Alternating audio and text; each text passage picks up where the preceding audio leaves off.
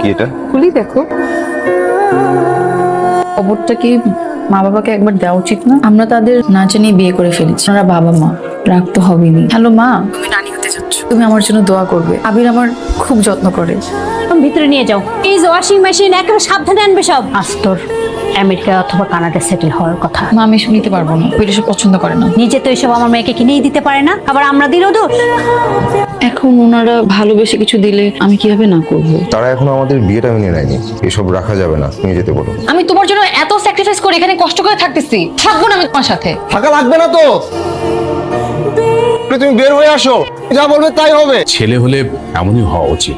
2 ঘন্টা পার হতে না হতেই এই সামনে এসে হেলার মতো দাঁড়িয়ে আছে। যা ফিরে যা।